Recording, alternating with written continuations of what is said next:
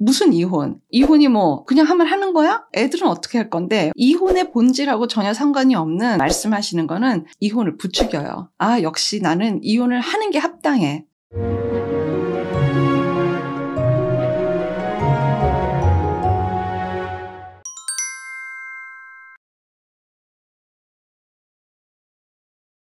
안녕하세요. 이주은 부부상담 원장 이주은입니다.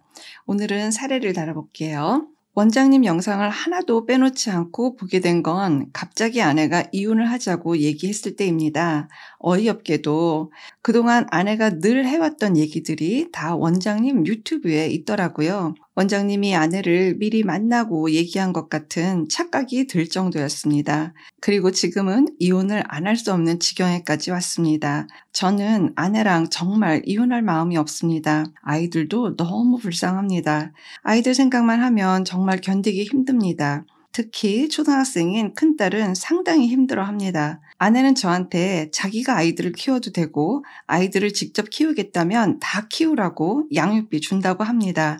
이게 아닌데 하늘이 노랗습니다. 도와주세요. 라고 글을 주셨어요. 지금 와서 보니까 아내가 했던 이야기들이 다 그동안 찍어왔던 유튜브에 있던 내용인 것 같아서 하나도 정말 빼놓지 않고 봤다고 하니 그걸 정말 하나도 빼놓지 않고 들여다보는 이 남편의 그 절박한 마음, 간절한 마음 같은 거 어떻게 해야 될지 모르겠고 사실 또 어떻게 하기는 해야 되겠고 이런 정말 복잡한 마음으로 이렇게 글을 주신 것 같습니다. 이분께 좀 도움을 드려서 말씀을 드려본다면 우선은요. 배우자하고 이혼 얘기를 할 때는요. 1번이 뭐냐면 자녀 얘기를 넣으시면 안 돼요. 자녀 이야기를 하시면 어떤 현상이 벌어지냐면요. 마치 네가 엄마니 어떻게 아이들을 놓고 이렇게 너가 할 수가 있니? 부인한테 굉장히 죄책감을 주는 의도예요. 본질은 어디로 다른 데로 가버리고 마치 그 애 엄마가 아닌 걸로 아주 무자비하게 너는 애미도 아니다 라고 막 쥐어박듯이 막 푸시하는 거거든요. 이거는 오히려 이혼을 부추겨요. 그래서 절대로 이혼 얘기를 하실 때는 당사자 둘에 대한 것만 이야기를 하셔야지 자녀 이야기를 하시는 거는 굉장히 마이너스가 됩니다. 자녀 얘기는 웬만하면 안 하셔도 돼요. 자, 생각해 봅시다. 지금 당신과 내가 이혼을 하자라고 이야기하는 어떤 게 가장 큰 논쟁거리일까요? 부부라는 거를 그만하자, 종료하자. 당신과 나의 남녀 관계는 종료한다예요. 그만둬야 된다. 왜? 아무 의미 없으니까. 당신이 내 남자 같지도 않고 당신이 내 여자 같지도 않고 우리는 이미 예전에 그런 소중한 것들을 다 잊어버렸고 지금 현재 기능적으로 살고 있고 이혼을 하자라는 얘기는 그 밑에 굉장히 많은 뜻이 숨어 있어요. 근데 지금 이 케이스에서 제가 받는 느낌은 아내는 내가 중요하다를 이야기도 하고 있는 거예요. 나 뭐 가정생활, 뭐 결혼생활, 뭐 애들 뭐 다 중요한데 나도 중요하다라는 얘기를 하고 있는 거예요. 내가 도저히 사람으로서 내가 나를 이런 상황에 그냥 놓는 건 내가 나에 대한 예의가 아니야. 나 이렇게는 더 이상은 살면 안 되는 것 같아.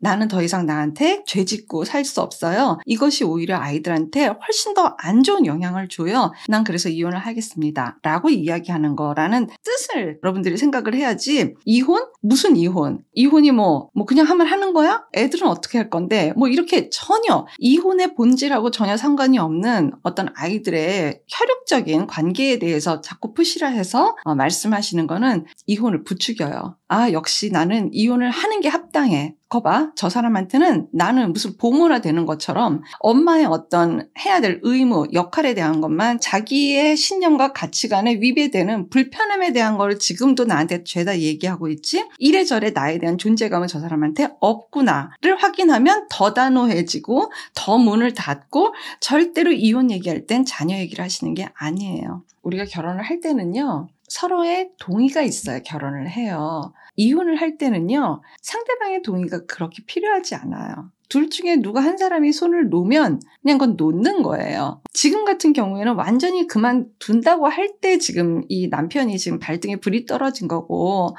그리고 이거 지금 굉장히 지독한 거예요. 이렇게까지 아내가 말끔하게 정리될 때까지 지금 몰랐다고 하게 되면은 그 자체가 지금 직무유기인 거거든요. 그래서 제가 아까 초반에 말씀드렸던 것처럼 이 부인은 지금 이혼하자라고 말을 하지만 이혼을 하자라는 그 말의 밑마음이 뭐라고요? 나는 중요한 사람이 사람이다 라는 얘기를 하고 있는 거예요. 당신이 생각하는 것보다 굉장히 소중한 사람이다, 중요한 사람이다, 나는 이렇게 함부로 대접받고는 나는 살 수 없다 라는 이야기를 하는 거거든요. 그러면 그 내용을 들여다봐야 되는 그 부분에 대한 상담이 지금 필요하다라는 거예요.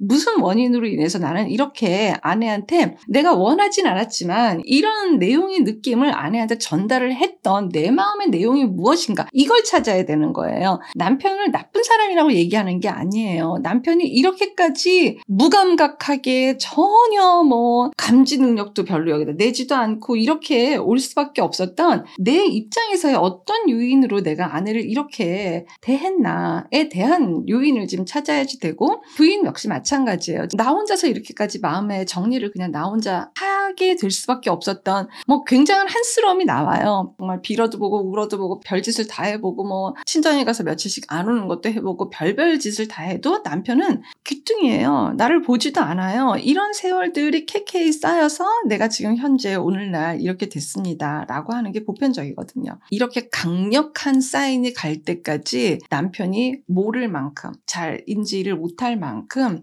내 존재도 무슨 이유로 이렇게 미약하고 유약하고 희미했나? 여기에 대한 것도 사실 부인 영역이에요. 부인도 이 부분이 좀 스스로 통찰이 될 수 있는 그런 시간이었으면 좋겠다라는 거예요. 어쨌든 한국 사회에서 이혼을 결심할 때에는 엄청나게 얼마나 생각을 하고 이 결정을 내리셨겠어요. 그래서 그 마음 충분히 알아요. 얼마나 외로웠겠고 얼마나 적적하고 쓸쓸하고 말도 못하겠죠. 이제는 남편의 방법도 아니고 부인의 방법도 아닌 제3의 방법, 정말 좀 더 전문적인 방법으로, 정말 이게 그래 나는 끝났어 라고 하지만 정말 내가 정말 미련이 없나? 이거를 보는 그런 장이 된다고 하면 사실 회복 케이스가 굉장히 많이 있어요. 그래서 한번 제대로 좀 보는 거는 분명히 필요할 것 같아요. 그래도 절대 늦지 않습니다. 우선은 이 케이스는 남편만 개인 상담을 받으셨으면 좋겠어요. 지금 당장 부인을 오시라고 한들 안 오실 확률도 높고, 오시더라도 방어적인 그런 자세, 태도 이렇게 하실 확률이 높거든요. 부부는 그럼에도 불구하고 끝까지 잘 살아보려고 하는 속성은 기본적으로 가지고 있어요. 재결합 케이스들도 많이 봐요. 굉장히 많거든요. 여러분들 생각하는 것보다 재결합 케이스가 굉장히 많이 있습니다. 이 사연을 주신 이 사연자분도 일단은 너무 절망만 하지 마시고 본인이 달라지는 그 느낌을 지금 현재 아이를 대하는 내 마음에서도 부인하고 어떻게 연결이 되고 어떤 마음을 내야지 되는 건지에 대해서 한번 살펴보는 것은 훨씬 큰 용기를 드릴 거라고 생각합니다. 용기 내세요. 고맙습니다. 건강한 부부 애착이 나라를 살립니다. 오늘도 영상 시청해 주셔서 감사합니다. 고맙습니다.